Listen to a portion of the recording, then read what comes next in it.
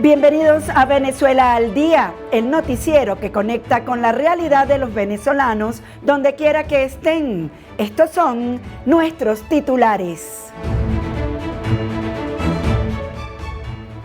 De organización popular a una de las estructuras más controvertidas del chavismo, nos adentramos en los círculos bolivarianos. Huelga de hambre, amenazas y denuncias internas.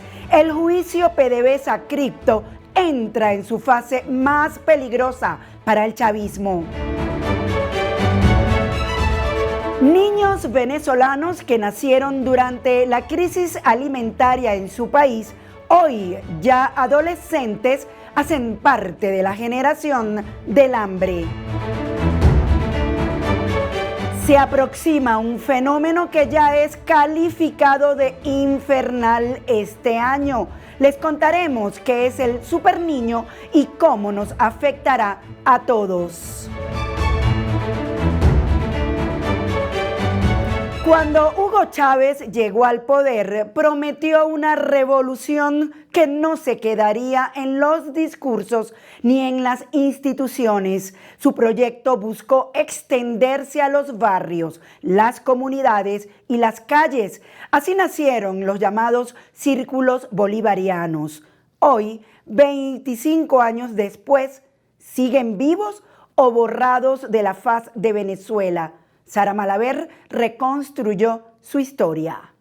A comienzos de los años 2000, en los barrios de Caracas empezaron a aparecer grupos pequeños que se reunían en plazas, canchas y casas comunales. Algunos repartían copias de la nueva institución impulsada por Hugo Chávez. Otros organizaban jornadas sociales, debates políticos o reuniones vecinales.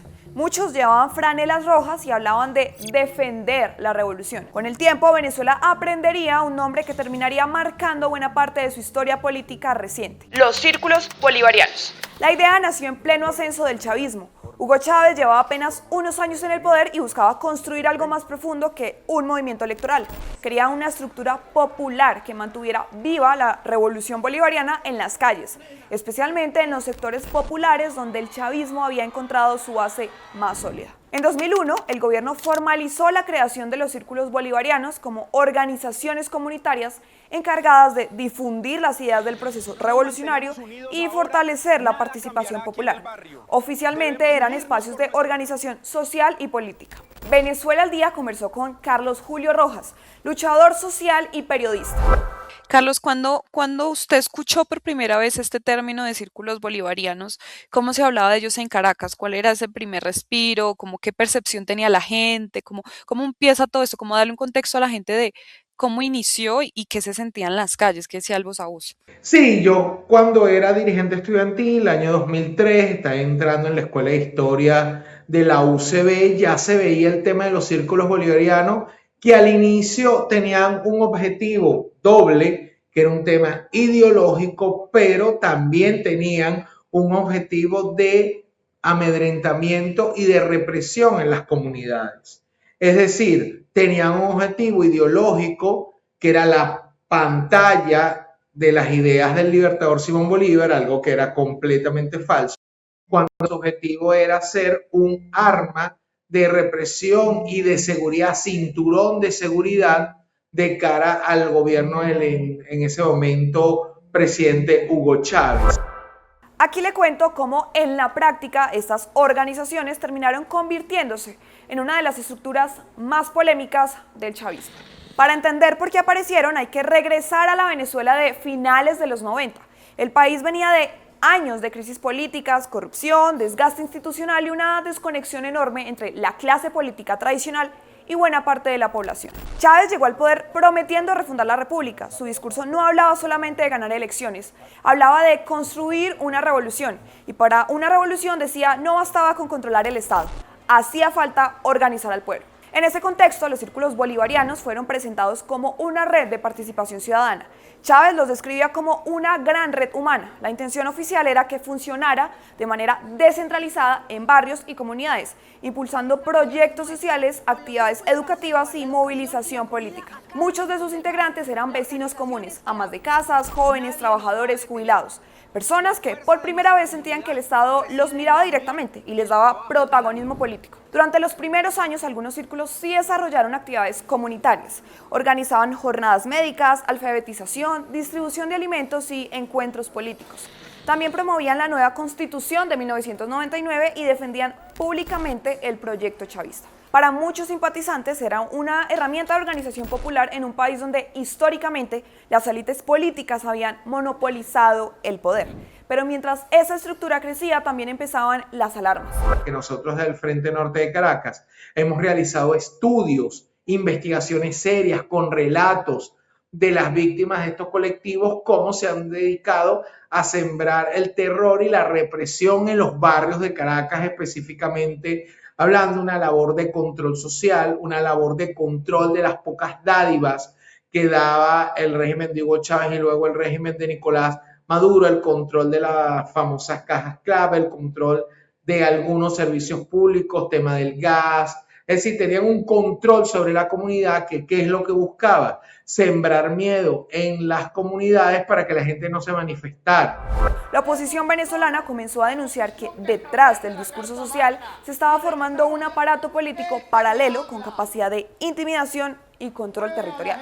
Varias organizaciones y analistas compararon a los círculos bolivarianos con los comités de defensa de la revolución en Cuba. Las críticas aumentaron cuando algunos dirigentes chavistas comenzaron a utilizar un lenguaje cada vez más confrontacional. El propio Chávez repetía una frase que generó enorme controversia. Porque esta revolución es pacífica, pero también es una revolución armada. Ese clima político se volvió todavía más tenso en 2002. Venezuela entró en uno de los momentos más explosivos de su historia reciente. Las protestas crecían, la polarización dominaba el país y enfrentamiento entre chavismo y oposición ya había pasado de lo discursivo a las calles. El 11 de abril de ese año, durante las movilizaciones que terminaron en el intento de golpe de Estado contra Chávez, los círculos bolivarianos quedaron en el centro de la atención nacional. Las imágenes de Puente Llaguno recorrieron el mundo. Hombres armados disparando desde el centro de Caracas mientras la violencia dejaba muertos y heridos. Desde entonces, sectores de la oposición acusaron directamente a integrantes de los círculos de actuar como grupos de choque del chavismo. El gobierno, en cambio, aseguró que estaban defendiendo el Palacio de Miraflores ante una situación insurreccional. Hasta hoy, aquel episodio sigue siendo uno de los más controvertidos y discutidos de la historia venezolana contemporánea. Después del golpe fallido y del breve regreso de Chávez al poder, los círculos bolivarianos no desaparecieron. Al contrario, el chavismo salió convencido de que necesitaba fortalecer aún más sus estructuras de movilización popular. En los barrios, las presencias de esos grupos comenzó a crecer.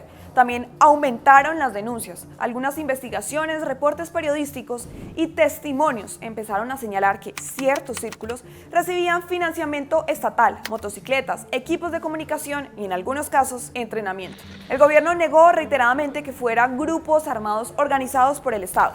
Sin embargo, figuras cercanas al chavismo radical alimentaban las sospechas. Lina Ron, una de las dirigentes oficialistas más conocidas y polémicas de esos años, llegó a declarar públicamente que había círculos armados hasta los dientes. En paralelo, muchos venezolanos comenzaron a notar un cambio en el comportamiento de algunas de esas organizaciones. Ya no se trataba solamente de reuniones comunitarias o activismo político. En varias zonas populares, especialmente en Caracas, ciertos grupos empezaron a ejercer control territorial. Algunos aparecían en manifestaciones oficialistas en motocicletas. Otros eran vinculados con amenazas contra periodistas, estudiantes opositores o dirigentes políticos. Uno de los puntos más delicados fue la relación entre los círculos bolivarianos y los llamados colectivos. Aunque no son exactamente lo mismo, numerosos analistas consideran que parte de la estructura de los colectivos armados surgió de esos primeros círculos creados durante el chavismo inicial. Eso fue evolucionando en lo que llamamos actualmente los colectivos armados, que tienen una labor de grupos de choque del régimen autoritario, primero populista de Hugo Chávez y luego el gobierno autoritario y dictadura de Nicolás Maduro. El tema ideológico se fue perdiendo, más allá de diferentes nombres que tenían el nombre Frente Nicolás Maduro, el colectivo tal o el colectivo cual. El objetivo fundamental era un objetivo de represión y violencia que fue deviniendo en temas criminales y temas monetarios. Con el tiempo, los colectivos terminaron convirtiéndose en actores clave dentro del ecosistema político y de la seguridad informal del gobierno venezolano. La transformación fue gradual. A comienzos de los 2000, muchos círculos todavía funcionaban como organizaciones barriales de apoyo político, pero a medida que avanzaba la polarización, algunas estructuras revolucionaron hacia grupos con mayor capacidad de presión callejera. El gobierno comenzó a impulsar otras formas de organización popular como los consejos comunales y oficialmente los círculos bolivarianos fueron perdiendo protagonismo. Sin embargo, la lógica de organización territorial y lealtad política permaneció. En barrios como el 23 de enero, en Caracas, empezaron a consolidarse colectivos con fuerte presencia política y armada. Nombres como La Piedrita comenzaron a aparecer constantemente en reportes y denuncias. Sus líderes hablaban abiertamente de defender la revolución. Algunos exhibían armas en videos y actos públicos. Varias organizaciones de derechos humanos denunciaron intimidación y violencia política vinculada a esos grupos. Mientras tanto, dentro del chavismo persistía otra narrativa. Para muchos simpatizantes del proceso bolivariano, los círculos y posteriormente los colectivos surgieron como respuesta a un país profundamente desigual y a una oposición que, desde su visión, buscaba sacar al chavismo del poder por vías no democráticas. Desde ese lado se defendía la idea de organización popular armada como mecanismo de defensa de la revolución. Ese choque de narrativas terminó definiendo buena parte de la Venezuela contemporánea. Para uno, los círculos bolivarianos fueron una experiencia de participación comunitaria que degeneró con la radicalización política. Para otros, desde el inicio fueron concebidos como estructuras de control y presión pública al servicio del poder. Con los años, la imagen de aquellos grupos iniciales repartiendo constituciones y organizando reuniones vecinales quedó eclipsada por escenas mucho más duras.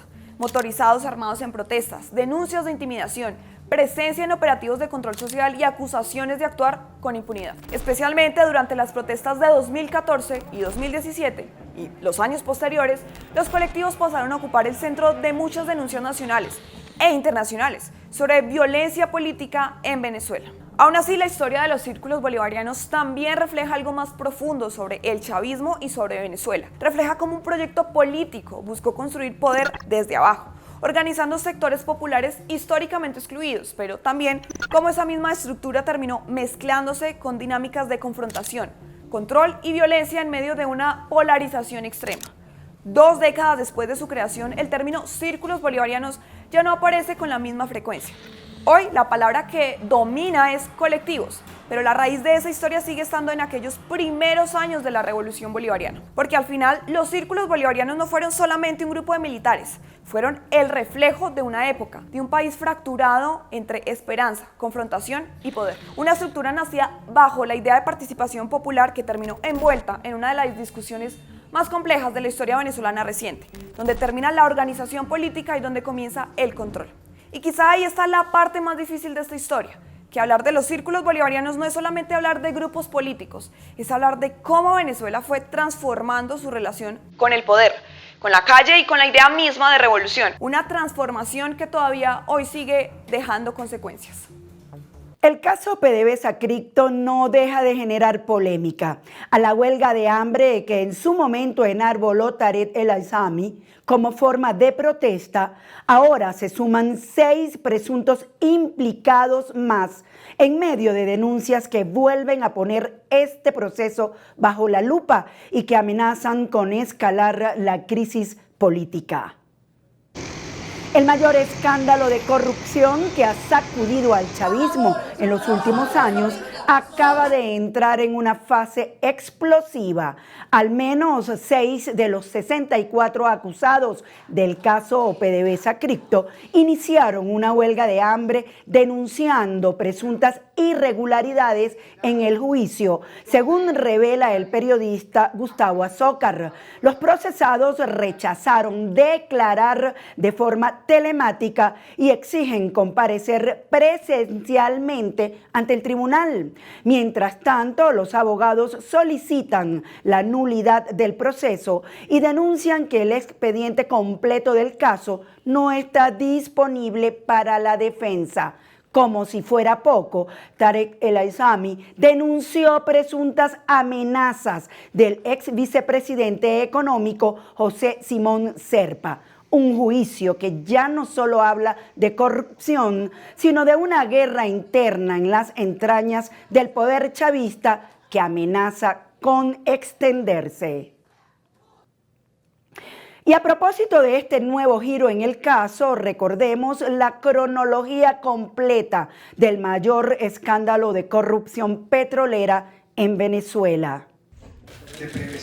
Hace apenas unos días se filtró una carta que volvió a sacudir el chavismo desde adentro. El autor es nada más y nada menos que Tarek El Aissami, uno de los hombres más poderosos que tuvo el gobierno de Nicolás Maduro. En la carta, escrita presuntamente desde prisión, El Aissami asegura que teme por su vida, denuncia torturas, aislamiento y violaciones al debido proceso mientras enfrenta el juicio por el caso conocido como PDVSA-Crip. Y es que este no es cualquier caso de corrupción. Para muchos se trata del mayor desfalco en la historia reciente de PDVSA. Miles de millones de dólares desaparecidos, petróleo vendido sin que entrara el dinero, criptomonedas, empresarios, funcionarios de alto nivel, detenciones masivas y una purga interna que terminó devorando a figuras históricas del chavismo. Pero, ¿qué fue realmente PDVSA Cripto? ¿Cómo comenzó todo? ¿Quiénes estaban involucrados? ¿Y por qué terminó cayendo uno de los hombres más importantes y poderosos del chavismo? ¿Quién es Tarek El Aissami? Para entender el escándalo, primero hay que entender quién era Tarek dentro del chavismo. Durante años fue considerado uno de los hombres más influyentes del poder venezolano. Ocupó cargos estratégicos como ministro del Interior, gobernador de Aragua, vicepresidente de la República y más adelante ministro de Petróleo. Es decir, no era un funcionario cualquiera, era una figura con enorme paso político y acceso a áreas claves del Estado venezolano, relacionadas con seguridad, economía y petróleo. Fuera de Venezuela también era un personaje ampliamente conocido. En 2017 fue sancionado por el Departamento del Tesoro de Estados Unidos por presuntos vínculos con narcotráfico internacional, acusaciones que él siempre negó. A pesar de eso, Nicolás Maduro lo mantuvo dentro del círculo de confianza del gobierno y años después lo colocó al frente del Ministerio de Petróleo, justo en uno de los momentos más difíciles para la industria petrolera venezolana. Y aquí es donde esa historia se vuelve todavía más delicada, porque cuando Venezuela enfrentaba las sanciones más fuertes sobre su industria petrolera, Tarek El Aissami quedó manejando precisamente el sector más importante para la economía del país, PDVSA. Entender lo que representa PDVSA para Venezuela. Durante décadas, Petróleos de Venezuela fue prácticamente el corazón económico del país. Venezuela llegó a depender enormemente del petróleo y durante muchos años PDVSA generó la mayor parte de ingresos que entraban al Estado venezolano. Hubo una época en la que PDVSA era considerada una de las petroleras más importantes de América Latina. El petróleo financiaba obras públicas, programas sociales, infraestructura y gran parte del funcionamiento del Estado. Por eso, cualquier escándalo dentro de PDVSA no afecta solo a una empresa, afecta directamente a toda la economía venezolana. Pero con el paso de los años, la producción petrolera empezó a caer por múltiples factores: crisis económica, fuga de talento, corrupción, falta de inversión y posteriormente las sanciones internacionales. Y en medio de esa tormenta aparece el caso PDVSA Cripto. Entre 2019 y 2022, Venezuela enfrentó algunas de las sanciones internacionales más fuertes de su historia reciente, especialmente contra PDVSA. Las restricciones dificultaban enormemente la venta de petróleo venezolano y complicaban los pagos internacionales, ya que muchas operaciones financieras quedaban bloqueadas o vigiladas. En medio de esa situación, según las investigaciones posteriores, comenzó a crearse un sistema alternativo para comercializar crudo usando intermediarios, empresas fachada y operaciones vinculadas al mundo de las criptomonedas. La idea aparentemente era encontrar mecanismos para mover dinero fuera de los controles tradicionales y evitar las limitaciones financieras derivadas de las sanciones. Ahí empieza a tomar protagonismo la SUNACRIP, la Superintendencia Nacional de Criptoactivos de Venezuela, así como figuras cercanas al entorno petrolero y financiero del gobierno. Según las investigaciones oficiales, parte del petróleo venezolano se vendía mediante estos esquemas, pero los pagos nunca ingresaban completamente a las cuentas de PDVSA. En otras palabras, el petróleo salía del país, pero una parte del dinero simplemente desaparecía. Y este fue el corazón del escándalo. Según las investigaciones, Venezuela seguía vendiendo petróleo, pero miles de millones de dólares nunca aparecieron en las cuentas oficiales de PDVSA. ¿Por qué aparecen las criptomonedas? Aquí aparece un elemento clave de toda esta esta historia. Con las sanciones internacionales, Venezuela tenía enormes dificultades para mover dinero usando bancos tradicionales. Muchas operaciones eran bloqueadas o monitoreadas. Entonces, según las investigaciones, comenzaron a buscar mecanismos alternativos para cobrar parte de las ventas petroleras. Y ahí entran las criptomonedas, porque permitían mover fondos fuera del sistema financiero tradicional, con menos supervisión y mayor opacidad. Por eso, la Sunacrip se volvió tan importante dentro de esta trama. La Superintendencia Nacional de Criptoactivos pasó a tener un papel estratégico en operaciones que mezclaban petróleo, intermediarios y activos digitales. Según las autoridades venezolanas, precisamente esa falta de controles habría permitido el desvío de miles de millones de dólares. El 17 de marzo de 2023 ocurre algo inesperado. Tarek El Aissami anuncia públicamente su renuncia como ministro de Petróleo y asegura que lo hace para facilitar las investigaciones por corrupción dentro de PDVSA. En ese momento muchos entendieron que algo muy grande estaba ocurriendo dentro del gobierno venezolano. Pocos días después comenzaron las detenciones, funcionarios de PDVSA, empresarios, jueces, alcaldes y personas vinculadas al sector de criptomonedas empezaron a ser arrestadas como parte de una operación presentada por el gobierno como una gran ofensiva anticorrupción. El fiscal general Tarek William Saab comenzó a anunciar capturas y nuevas fases de investigación casi constantemente. Uno de los primeros detenidos importantes fue José Lit Ramírez, jefe de Sunacrip y una de las figuras clave dentro del sistema de criptoactivos del gobierno venezolano. Pero mientras las detenciones avanzaban, había una pregunta que dominaba toda Venezuela. ¿Dónde estaba Tarek El Aissami? Y mientras caían funcionarios, empresarios y operadores financieros, el hombre más importante del caso simplemente desapareció. Durante meses nadie sabía dónde estaba realmente Tarek El Aissami. En 2026 comenzó una nueva etapa, el juicio. Y fue ahí cuando el caso volvió a explotar mediáticamente. Tarek El Aissami empezó a denunciar públicamente presuntas torturas, aislamiento y abusos durante su detención. Según versiones difundidas recientemente, aseguró haber permanecido largos periodos incomunicado y en condiciones extremadamente severas dentro de prisión. Incluso señaló directamente a funcionarios del sistema judicial y organismos de inteligencia, acusándolos de violaciones al debido proceso. Ahora, con la filtración de esta nueva carta, las acusaciones vuelven a poner en el foco sobre el caso PDVSA Cripto y sobre las tensiones internas dentro del chavismo. ¿Fue solo corrupción? Con el paso del tiempo, el caso PDVSA Cripto dejó de verse únicamente como una investigación de corrupción. Muchos analistas empezaron a interpretarlo también como una fuerte reconfiguración interna dentro del chavismo. Porque la caída de Tarek El Aissami no fue menor. Durante años fue considerado uno de los hombres con más poder dentro del oficialismo venezolano.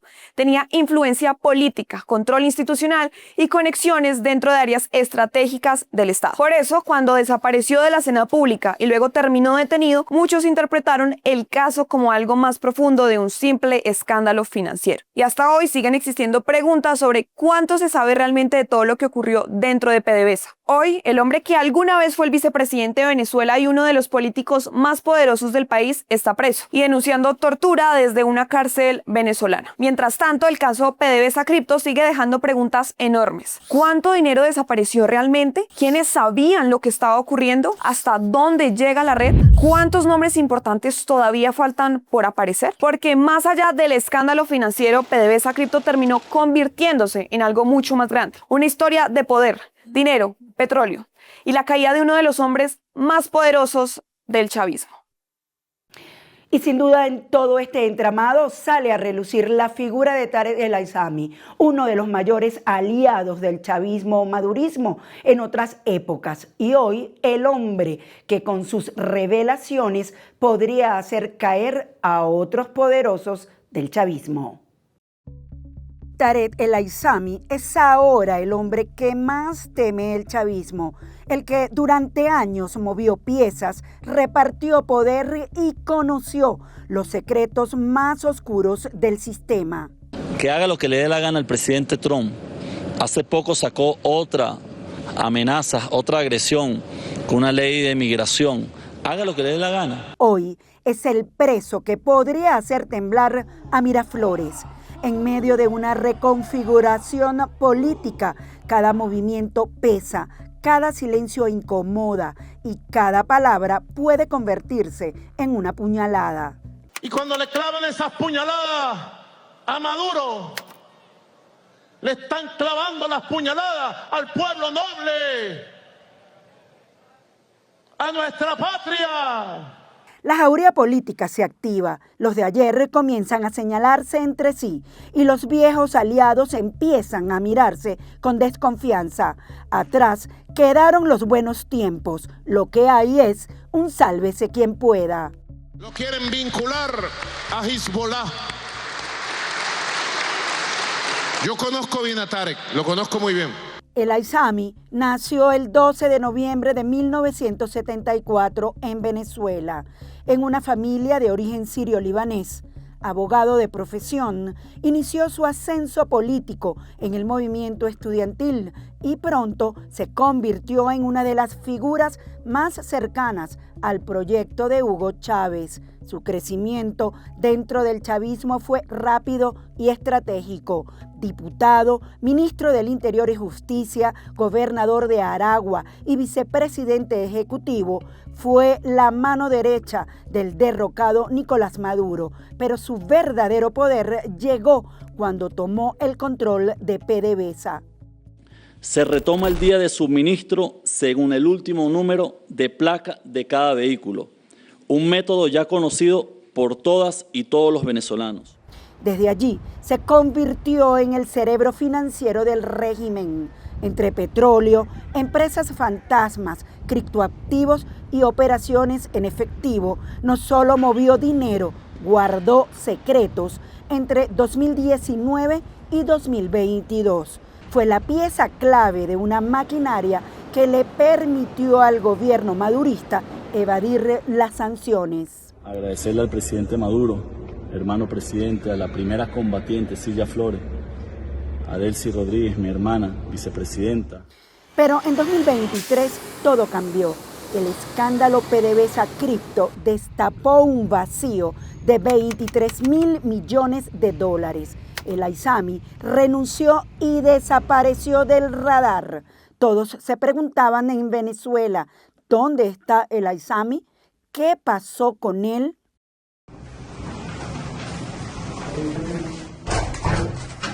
En 2024 llegó el golpe. Tarek El Aizami, exministro de Petróleo y expresidente de PDVSA, detenido. Fue imputado por traición a la patria, apropiación de patrimonio público, legitimación de capitales y asociación para delinquir. Hoy, en el inicio de su juicio, aparece visiblemente afectado de salud desde el Rodeo 1, una cárcel de máxima seguridad marcada por el horror, clama en una carta que teme por su vida, pide condiciones humanas y señala a sus verdugos, entre ellos al exfiscal general Tarek William Saab, un giro impensable para quien un día estuvo en la cima del poder. Para tratar este delicado caso y polémico, ya tenemos en estudio a Said Mundaray, abogado binacional y exfiscal venezolano, pero tenemos que empezar con la presunta investigación que el gobierno encargado de Delcy Rodríguez ha hecho contra tu persona, precisamente por la filtración tan importante de los detalles del juicio de El Aizami. ¿Qué piensas tú de esto en conjunto, por supuesto, con lo que ha venido diciendo El Aizami, que no es más que la situación de otros presos venezolanos en el país? Bienvenido. Gracias, Yasmín, por la invitación. Sí, precisamente uno podría pensar que el régimen pensó que podía controlar todas las variables del juicio. Por eso se propuso hacerlo de manera privada, como estricto control, como lo está haciendo en este momento, donde revisan a todos los que ingresan, no permiten ningún aparato electrónico, ni siquiera bolígrafos. Ahora permiten para poder tomar notas los abogados o quienes estén allá a lo interno. Eso se les salió de control y era obvio que quienes están siendo procesados se iban a defender, sobre todo a partir de la precaria actuación del Ministerio Público. Y esto es interesante decirlo, que es que, para tu audiencia internacional, el Ministerio Público en Venezuela es el equivalente a la Fiscalía en Colombia, por ejemplo, es quien lleva la carga de la prueba respecto de la acción del Estado. Y lo que ha ocurrido es que el Ministerio Público es nulo, no ha podido explicar cuál es la teoría del caso, y eso ha dado rienda suelta a que todos los que han declarado han cuestionado abiertamente la investigación, pero además han puesto en evidencia las atrocidades que cometió Tarek William Saab durante la investigación, conjuntamente con los mismos fiscales que están en la causa, que en este caso es Eddie Rodríguez. Había otro, pero ya se fue, que es Farid Mora. Entonces, esto ratifica, bueno, precisamente lo que han venido planteando los presos políticos. Estos no son presos políticos, pero los presos políticos han hablado de torturas gravísimas, tratos crueles, inhumanos, electrocución, asfixias, etc. Lo mismo ha planteado Tarek El Aissami, a pesar de haber sido, imagínense, si eso hacen con los propios, que no hacen con el resto. A pesar de haber sido vicepresidente de la República, presidente de PDVSA, etc. La otra vertiente que yo creo muy grave que se ha venido velando en el proceso es el apoderamiento de los bienes. Es decir, la mayoría de los que ha declarado ha dicho que sus bienes fueron sustraídos y repartidos entre los funcionarios de la investigación y entre los fiscales del caso. Es un vulgar robo, es decir, están persiguiendo a una estructura criminal como es la estructura de Tarek El Aissami, porque eso no hay que olvidarlo, no hay que convertirlo en víctima por lo que le haya pasado. Ciertamente es víctima de algunos tratos, de algunas de las cosas que el Estado hizo, pero no debemos olvidar cuáles son esencialmente los hechos. Estamos hablando del apoderamiento de miles de millones de dólares de los venezolanos por parte de su organización criminal, pero eso no ha sido el tema o el objeto del proceso, precisamente por la incapacidad del Ministerio Público de interrogar adecuadamente, de presentar sus elementos y su teoría del caso, y además por la gran cantidad de vicios que viene trayendo el proceso desde atrás. Así que es muy significativo porque ha ratificado la metástasis que hay en el sistema de justicia, pero ha ratificado además que el proceso tiene unos visos que además que muchos de los hechos obviamente ocurrieron porque el dinero se perdió, tiene unos visos de venganza que son muy claros por la situación en la que cómo han tratado a algunos de los autores o partícipes en este caso. Te iba a preguntar precisamente eso. ¿Es un linchamiento jurídico, justicia porque de verdad ellos querían hacer una cruzada contra la corrupción, como dijo Maduro, su oportunidad, o algo hizo Tarek que pues no fue de la buena venia del madurismo en ese momento? Mira, en Venezuela sabemos que ahí no hay ningún tema de lucha contra la corrupción. Ahí se actúa por conveniencia política. Lo que sabemos del caso hasta ahora, por lo que se ha investigado, e incluso lo dice una de las acusaciones, en 3 líneas lo dice, es que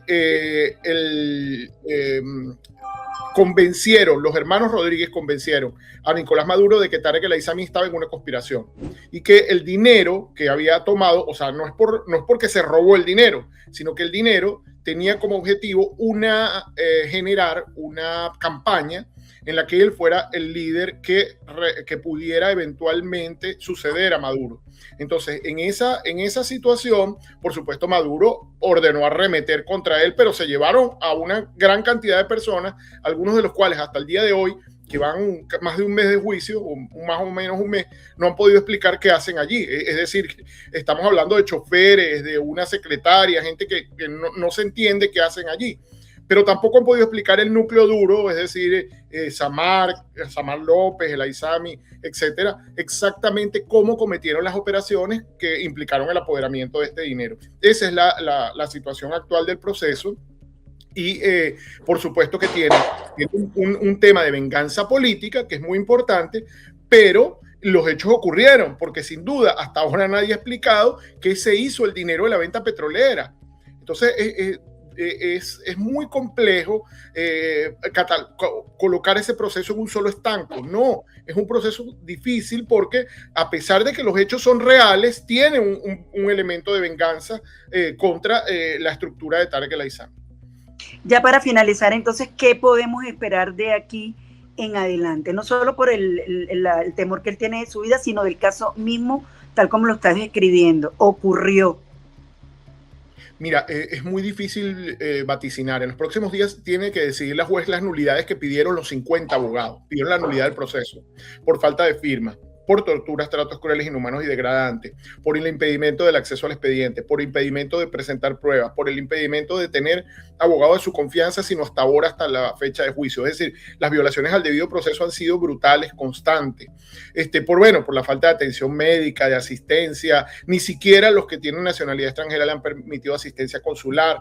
Es decir, hay un rosario de elementos que vicia el proceso gravemente y que la juez va a tener que decidir en los próximos días. Pero además, a eso agrégale que Tarek El Aissami es del interés de los Estados Unidos, como lo es Samar López también. Entonces, es que en este proceso también hay un trasfondo. Podrán ser entregados a la justicia de los Estados Unidos, a una verdadera justicia que realmente los procese por los crímenes que han cometido en materia de lavado de activos, e incluso en el caso de Tarek El Aissami por narcotráfico. Esa es otra de las preguntas que nos hacemos, porque este juicio está alargando la toma de una decisión, que es que finalmente Estados Unidos tiene interés en que ellos estén en el banquillo de los acusados o que sirvan de testigos en procesos mayores en los Estados Unidos. Entonces, el gobierno de régimen anómalo de Delcy alarga la toma de la decisión mediante un juicio que es totalmente también con unos vicios enormes, pero tiene del otro lado los Estados Unidos diciendo nosotros queremos a varios de esos sujetos que están allí. Inclusive recordemos que en ese proceso está Álvaro Pulido, por ejemplo, y Álvaro Pulido es el socio de Alex Saab, y es el socio de Alex Saab, y seguramente está en la acusación de Alex Saab, porque en la acusación de Alex Saab hay varias personas tachadas. Entonces, ¿qué va a hacer también con Álvaro Pulido, que además adquirió la nacionalidad, está en las mismas condiciones que Alex Saab? Entonces, aquí están muchos elementos que son bastante complejos y que tienen un elemento político enorme del momento, pero respecto de lo jurídico es absolutamente caótico. Sin duda pudiéramos ver a un El Aissami en los Estados Unidos también enfrentando la solicitud judicial que le tienen allá. Es probable, igual que Samar López, igual que Pulido. Estamos hablando de una organización criminal que respecto de quienes los Estados Unidos también tiene interés. Por eso es que probablemente, para que no hablen allá, los condenen aquí y digan no los podemos entregar porque están condenados acá. Eso puede ser una jugada y esa puede ser las razones por las que empezaron el juicio acá. Seguiremos conociendo detalles exclusivos de este juicio histórico en Venezuela, ¿no?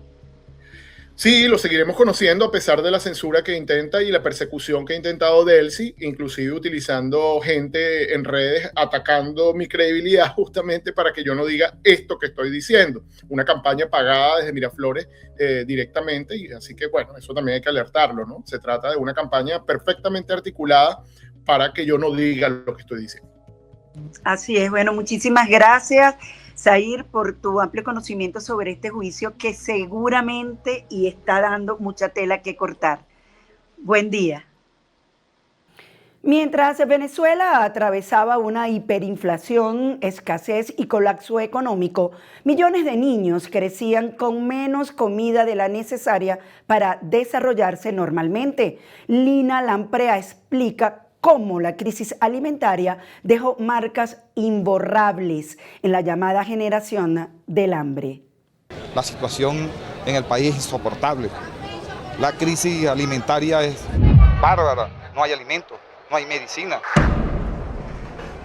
¿Sabe qué le pasa a un país cuando una generación completa crece comiendo menos de lo necesario? Y además lo hace en medio del colapso de hospitales, escuelas y servicios básicos. Los niños nacidos en Venezuela entre 2013 y 2018 crecieron justo durante los años más duros de escasez, hiperinflación y colapso alimentario. Mientras aprendían a hablar o a caminar, el país empezaba a registrar cifras de desnutrición infantil que organismos internacionales ya consideraban alarmantes. Cáritas Venezuela detectó que solo entre mayo y agosto de 2017, la desnutrición aguda en menores de 5 años pasó de 11% a 15.5% en las comunidades que monitoreaba. La Organización Mundial de la Salud considera que superar el 15% ya representa una emergencia humanitaria. La generación del hambre no es una metáfora, es una generación medible, visible en las tablas de crecimiento infantil, en los diagnósticos de desnutrición y en los cuerpos de niños que con 5 años pesaban como uno de 3. Una investigación de Conectas y El Pitazo siguió la historia de varios de esos niños nacidos en 2013, cuando la crisis alimentaria comenzó comenzaba a agravarse. Para 2018, muchos ya presentaban daños físicos irreversibles. En esos años, el hambre dejó de ser una escena aislada para convertirse en rutina. Las filas para comprar comida duraban horas. Los salarios perdían valor en cuestión de días. La inflación empezó a correr más rápido que cualquier aumento de sueldo. En muchas casas apareció una nueva lógica doméstica. Los adultos comían menos para que los niños pudieran repetir. Después ya ni siquiera alcanzaba para eso. En Caracas, Maracaibo, Barquisimeto o Tucupita, miles de madres comenzaron a improvisar fórmulas infantiles con agua de arroz o harina diluida. Los pediatras empezaron a recibir niños con pérdida severa de peso, anemia y retraso en el crecimiento. Presentaba desnutrición aguda en las zonas evaluadas. En algunos sectores, además, casi el doble de los niños analizados mostraba retraso de crecimiento para su edad.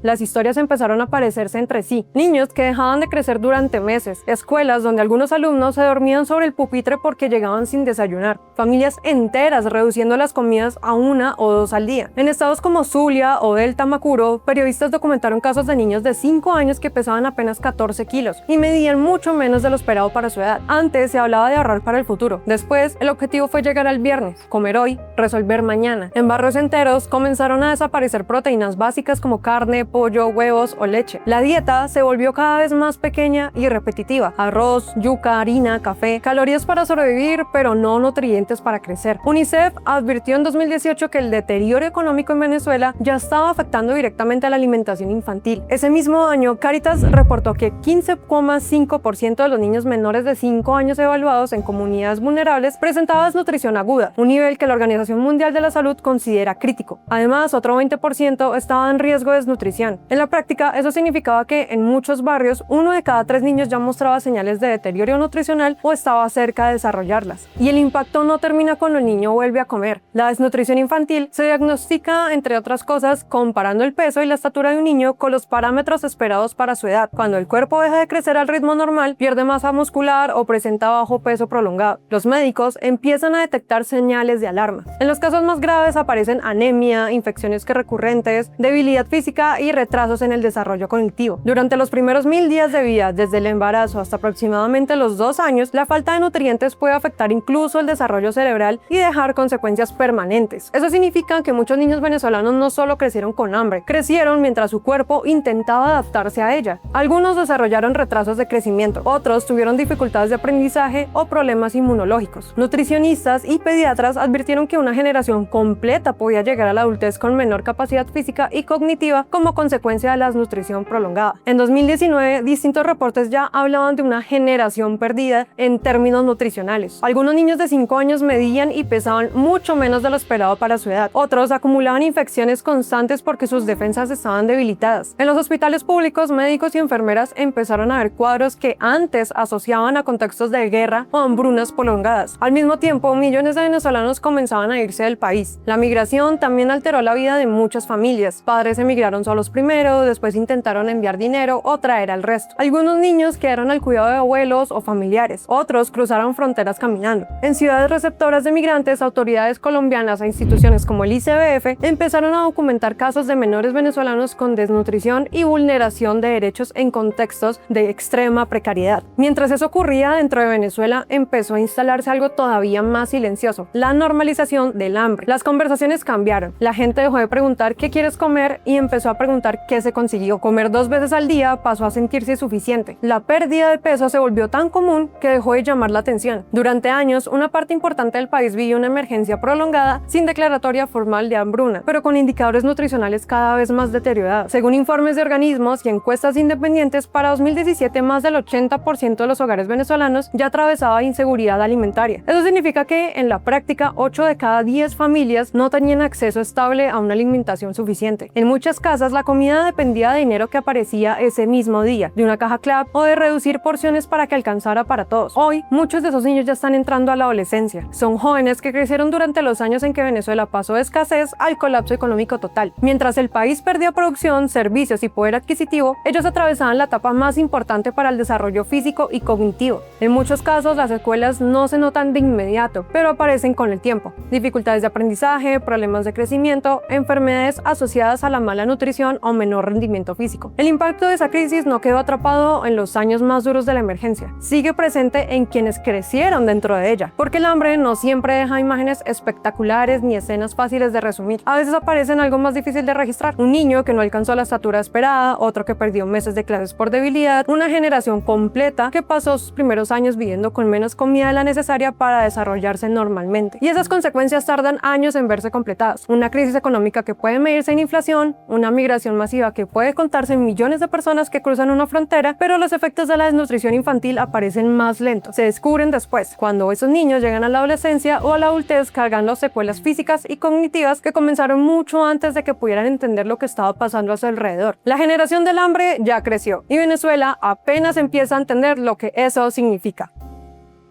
La crisis venezolana no solo vació bolsillos o provocó migración, también afectó el desarrollo de miles de niños que crecieron durante los años más duros del colapso económico.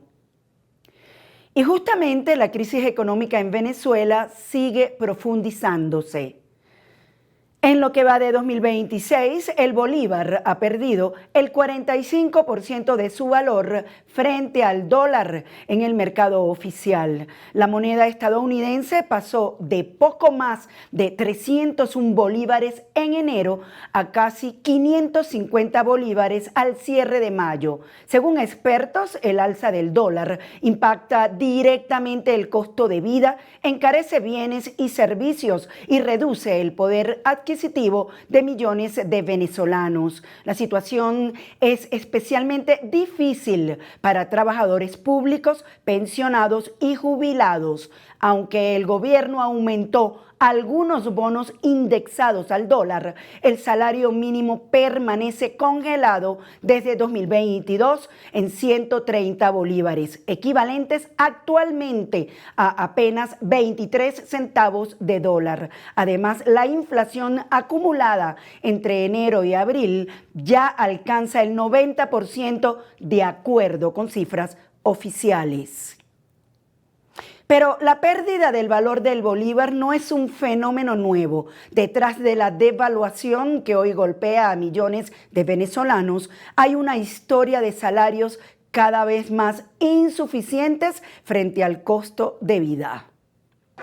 ¿Qué significa tener un salario mínimo que no alcanza ni para cubrir un día de comida? Mientras en gran parte de América Latina el salario mínimo supera los $400, en Venezuela la diferencia no es pequeña, es enorme. ¿Cómo llegó a ese punto un país que durante años tuvo unos salarios más altos de la región? El pasado 30 de abril, en vísperas del Día Mundial del Trabajador, Delcy Rodríguez, presidenta interina de Venezuela, anunció el aumento de $240 de ingreso mínimo integral y un aumento de apenas $70 para los pensionados. Aunque se trata de un aumento que no se veía desde hace años bajo el régimen de Nicolás Maduro, este monto sigue siendo uno de los más bajos de Latinoamérica y del mundo entero.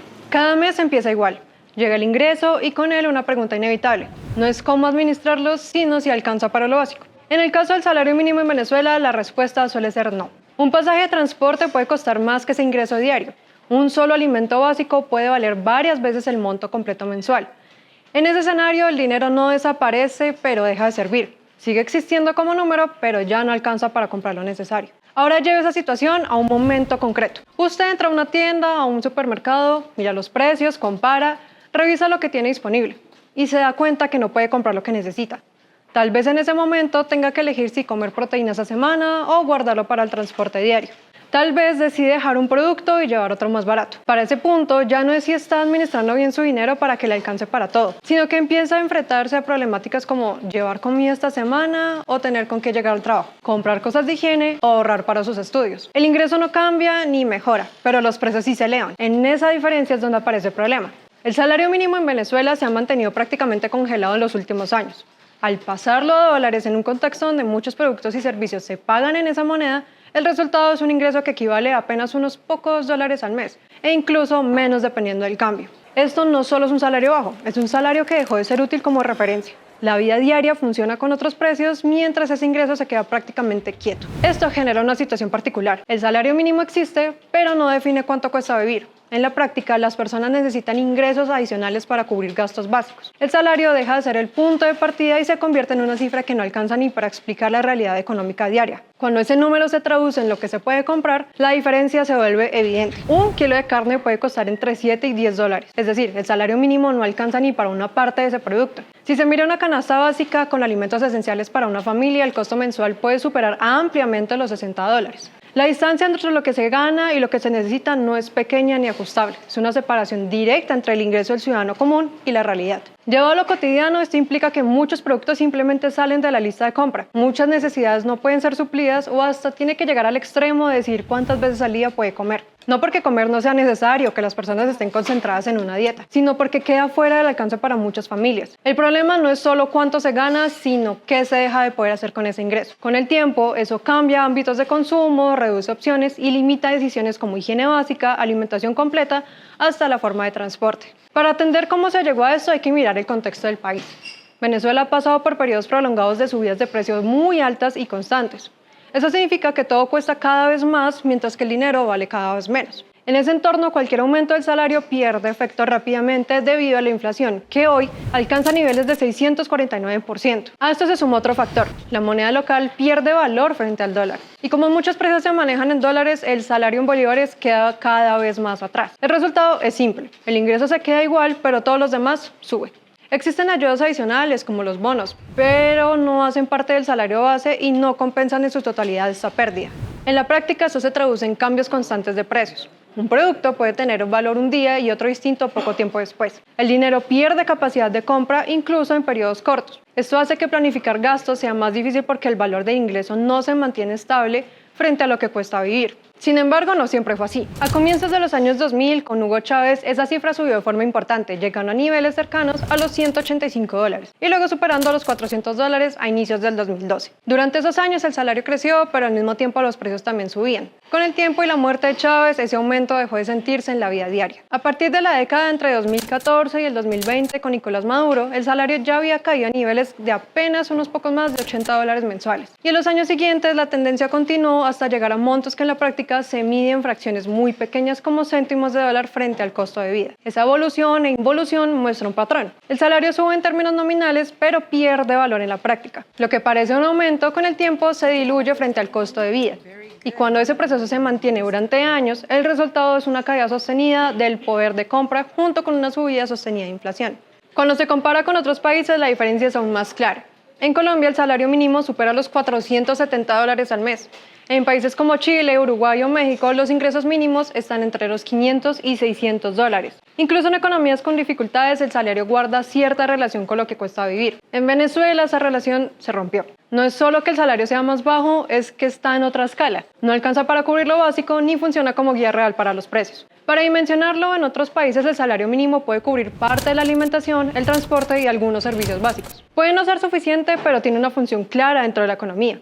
En este caso, esa función desaparece. El ingreso existe, pero no organiza la vida económica. Esa desconexión tiene efectos directos. Cuando el salario deja de servir como referencia, otras formas de ingreso como las stablecoins o bonificaciones toman su lugar. Muchas personas empiezan a recibir pagos en dólares, el trabajo informal crece y el ingreso ya no solo depende del salario mínimo. La economía sigue funcionando, pero bajo otras reglas. Y entonces la pregunta vuelve, pero con más fuerza. ¿Qué representa realmente un salario mínimo cuando ya no alcanza para lo mínimo?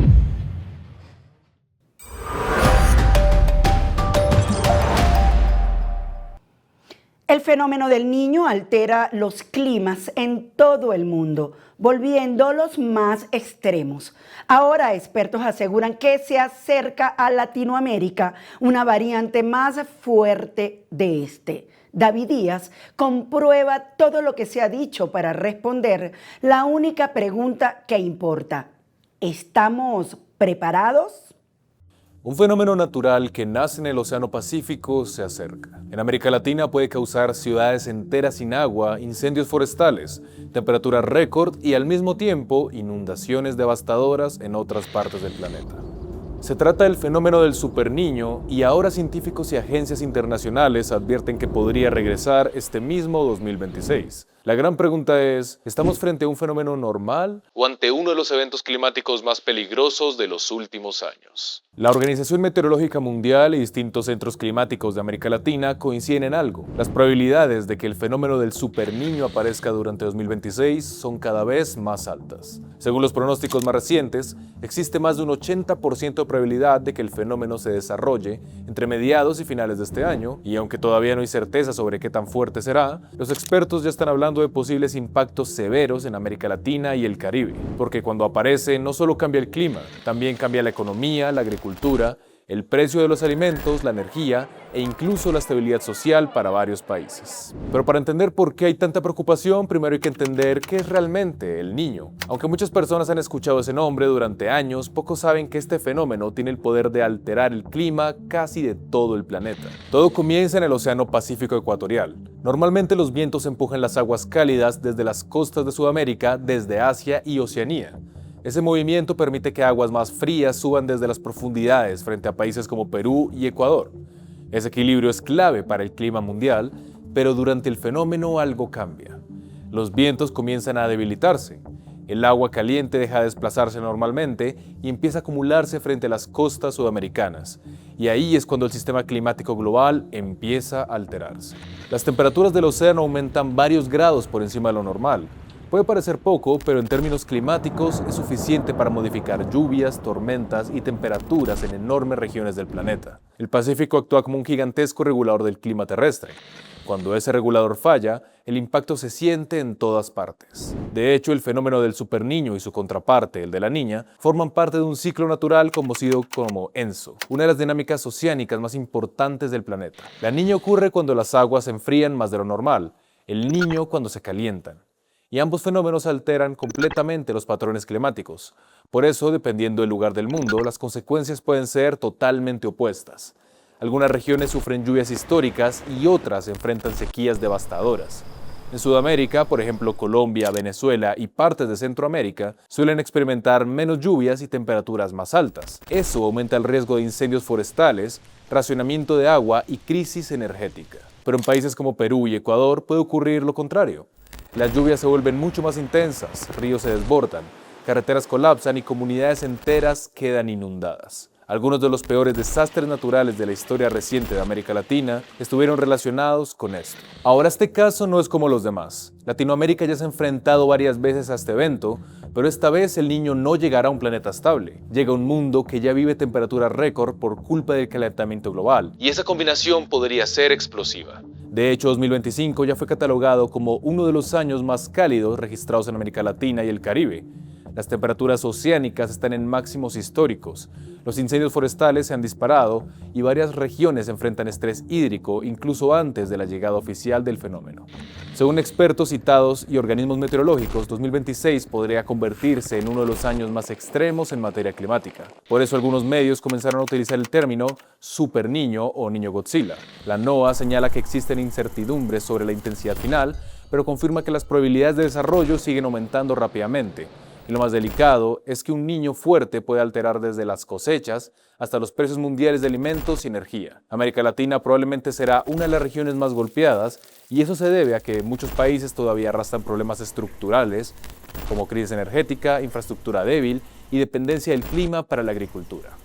En Colombia, el IDEAM ya activó alertas tempranas por el posible desarrollo del fenómeno. Las autoridades advierten que podrían disminuir las lluvias, especialmente en regiones Caribe, Andina y Pacífica. Eso significa más riesgo de sequías, incendios forestales y problemas en los embalses hidroeléctricos. Este punto es clave porque en gran parte de la energía colombiana depende precisamente del agua. Si bajan los niveles de los embalses, el país podría enfrentar dificultades energéticas similares a las vistas durante fenómenos anteriores. También Centroamérica podría sufrir temporadas más secas y olas de calor intensas.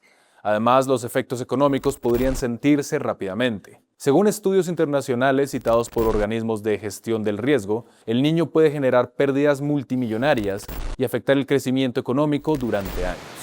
Porque cuando falla el clima, fallan también las cadenas agrícolas, el transporte, el suministro de agua y hasta la producción energética.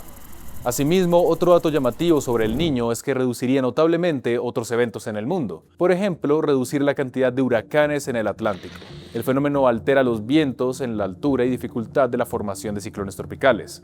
De hecho, algunos pronósticos para la temporada de huracanes de 2026 indican que podría ser menos activa de lo normal, justamente por la presencia del Niño. Con toda esta información podemos hacernos una pregunta lógica. ¿Podemos estar preparados? Ese precisamente es uno de los mayores temores de organismos internacionales. Muchos países latinoamericanos todavía reaccionan a las emergencias en vez de prevenirlas, y eso ya ocurrió en eventos anteriores. Según informes sobre riesgos climáticos en la región, varios gobiernos continúan teniendo dificultades en infraestructura, sistemas de alerta y capacidad de respuesta. En algunas ciudades, una sola semana de lluvias intensas puede colapsar el drenaje urbano y en zonas rurales, meses de sequía pueden destruir cosechas completas. Varias regiones ya enfrentan estrés hídrico antes de la llegada del Niño. Eso significa que el margen de maniobra es mucho menor que hace décadas. Y aquí aparece otro factor importante. El cambio climático está haciendo que los fenómenos extremos sean más frecuentes y más intensos. Por eso muchos científicos insisten en que el Niño de hoy no puede compararse con el de hace 30 o 40 años. El contexto global cambió. Las temperaturas del océano cambiaron y la capacidad de absorción del planeta también. Todavía es demasiado pronto para asegurar que este será uno de los más fuertes de la historia, pero algunos expertos sí observan señales preocupantes en el Pacífico. Las temperaturas del océano siguen elevadas y algunos modelos muestran condiciones compatibles con un evento fuerte, hacia finales de 2026 e incluso 2027. Sin embargo, los científicos también piden prudencia. La NOAA insiste en que todavía existen incertidumbres considerables sobre la intensidad final del fenómeno. En otras palabras, el riesgo existe, pero aún no se puede confirmar. Lo que sí parece claro es que el mundo entra en una nueva etapa climática, una etapa donde fenómenos naturales y calentamiento global empiezan a combinarse de maneras cada vez más peligrosas y eso obliga a gobiernos, ciudades y ciudadanos a prepararse mejor. Porque cuando el clima cambia, las consecuencias pueden sentirse en todo. Desde la comida hasta la electricidad, desde el precio del café hasta la estabilidad de millones de personas. El Niño todavía no ha llegado oficialmente, pero las alertas ya comenzaron. Y aunque nadie puede predecir exactamente qué tan fuerte será, los expertos coinciden en algo. América Latina debe prepararse desde ahora, porque el verdadero peligro no siempre está en el fenómeno natural, sino en qué tan vulnerables somos cuando ocurre. Y en un planeta cada vez más caliente, cada nuevo evento climático podría convertirse en una prueba global. La pregunta es, ¿estamos aprendiendo a tiempo o seguimos reaccionando demasiado tarde? Miles de venezolanos buscan validar sus estudios en Colombia para acceder a mejores oportunidades laborales. En nuestra sección de Trámites al Día, Maydi Gómez nos cuenta lo que debe saber sobre la convalidación de títulos universitarios venezolanos. ¿Qué tan difícil es homologar un título en Colombia? Apunte, que aquí le explico cómo es hacer este trámite sin complicaciones. La convalidación de un título venezolano en Colombia se realiza a través del Ministerio de Educación Nacional. El proceso es 100% virtual y puede tomar entre 60 y 150 días hábiles según el tipo de trámite. Y los ciudadanos venezolanos pueden presentarlo utilizando su permiso por protección temporal o pasaporte vigente. Antes de iniciar el proceso debe contar con sus documentos en formato PDF, debidamente apostillados por el Ministerio de Relaciones Exteriores de Venezuela. Debe tener diploma o título académico, certificado de notas o calificaciones con asignaturas y créditos, documento de identidad, cédula, pasaporte o PPT, plan de estudios en especial para las carreras del área de la salud o ingenierías. Y para hacer formal su solicitud, ingrese a la sección oficial de convalidaciones de educación superior del Ministerio de Educación, regístrese en la sede electrónica como un solicitante y cree un nuevo trámite. Llena el formulario con sus datos personales, los de la institución educativa en Venezuela y el programa cursado. Cargue todos los documentos en PDF y tenga en cuenta que el costo del trámite puede variar dependiendo de los tiempos en los que usted desea hacerlo, así que debe primero verificar en los canales oficiales. Los costos de este trámite podrían variar, así que revisen los canales oficiales. Sin embargo, en ese momento el pregrado puede costarle alrededor de 961,000 pesos y el posgrado puede costar hasta 1,090,000 pesos. Pero usted dirá, ¿y cuándo sé que mi título está convalidado? El trámite puede variar entre 60 o 120 días hábiles. Puede ser por dos razones: la convalidación por criterio de acreditación acreditación y el proceso tardaría aproximadamente 60 días calendario y finalmente convalidación por criterio de evaluación académica y puede durar 120 días hábiles. Si usted tiene una pregunta, déjela por acá y recuerde seguirnos en nuestras plataformas @VenezuelaAlDía y los leo en los comentarios. Y con esta interesante nota de trámites, culminamos la emisión del día de hoy. Les recordamos suscribirse a nuestro canal en YouTube, @VenezuelaAlDía. También nos pueden seguir en Facebook, Instagram y TikTok. Recuerden, soy Yasmín América Velasco y donde hay un venezolano está Venezuela al Día. Hasta una próxima emisión.